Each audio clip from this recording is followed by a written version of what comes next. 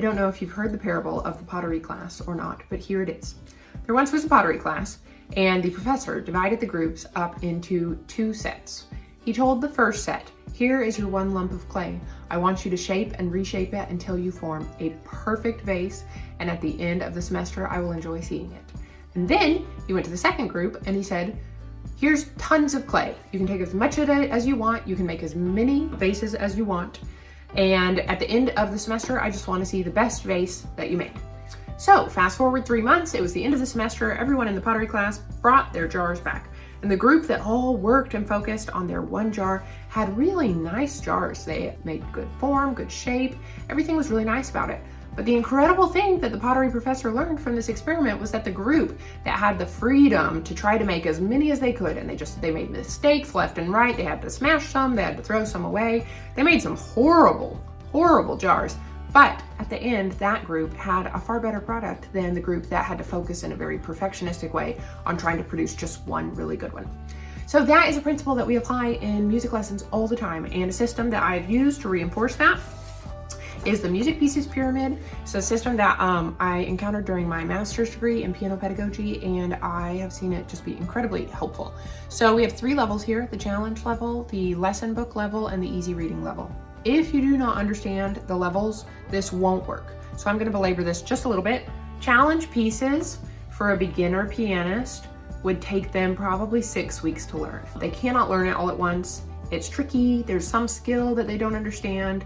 It's going to take quite a while. Lesson book pieces, however, will probably take 1 to 3 weeks to learn. So this is usually in like their Purple Faber book or their Pink Bastion book. And you'll just be putting, a sticker or 2 on it each week. And then after 2 or 3 weeks, they'll have all 4 stickers. And that represents finishing a lesson book level piece. And then easy reading pieces are pieces that students can learn in 1 week. So a great litmus test for an easy reading piece is, can the student play the piece by themselves without your assistance? Now you need to note, for beginning pianists with a color piano book, it takes a while to build up to where you have all 3.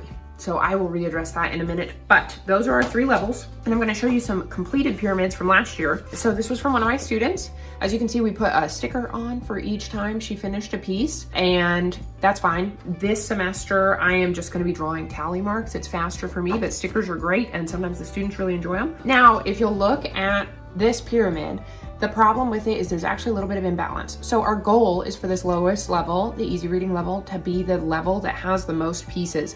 And that is a huge principle to understand as a teacher. It goes back to that pottery class parable. You want your students playing more pieces on their own without your help, where it's their brain that's doing all the work and that understands all of the principles. And then you want them playing a smaller category of pieces where you're helping assist them maybe gain 1 or 2 principles. Like, they can't play it by themselves at first, but within a couple weeks they really can. And then your smallest category of pieces that you want students spending their lesson time on and their practice time on is challenge pieces. So I will just say briefly that the majority of music teachers who haven't had this principle taught to them or haven't heard the parable of the pottery class tend to invert this pyramid, and they spend the majority of their lesson time and the majority of the students' practicing time developing 1 or 2 challenge pieces. And that is what you focus on. And maybe you cover a couple of lesson pieces, but easy reading is almost never covered in a lot of music settings.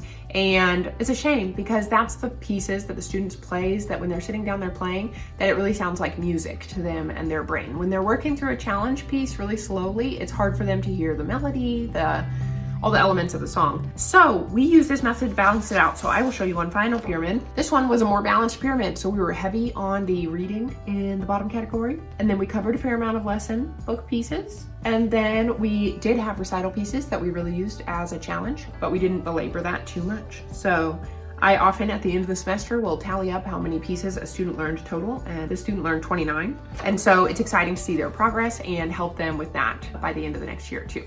So again, the issues that I said I would address is specifically for beginner students. So when you have a beginner student, I'd like you to think of the music pyramid as only having 2 levels.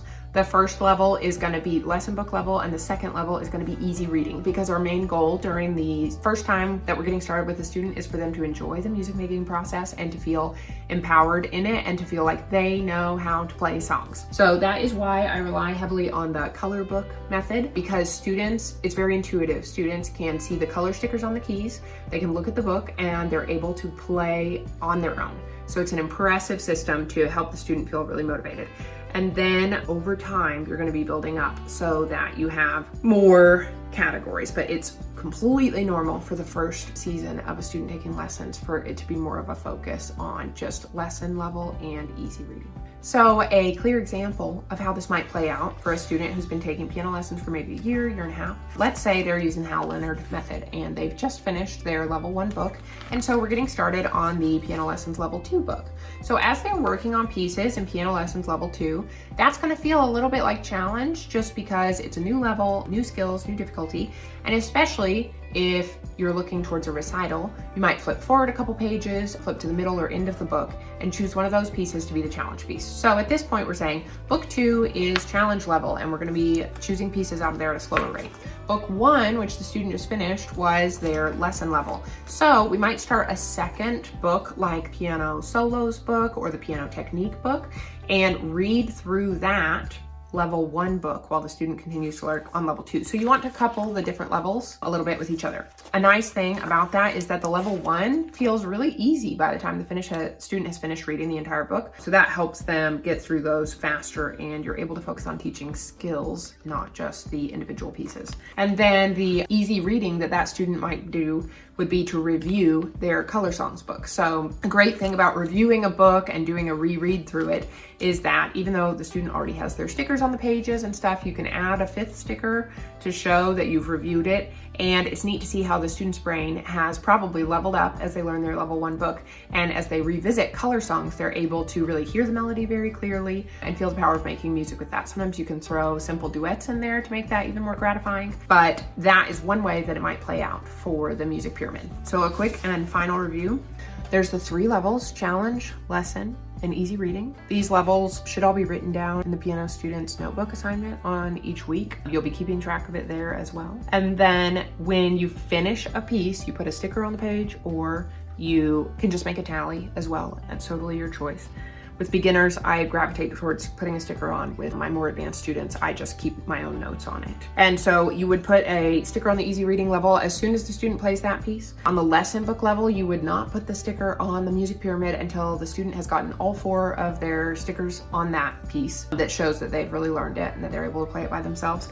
And challenge, you will probably not put a sticker on for several weeks, because it might not be until the student plays it at the recital or has learned how to play it memorized that it gets a sticker on it. So on average, you'll be putting a lot of stickers on this level, maybe 1 or 2 from this level at each lesson, and then rarely 1 or 2 there throughout the whole semester. I hope that helps.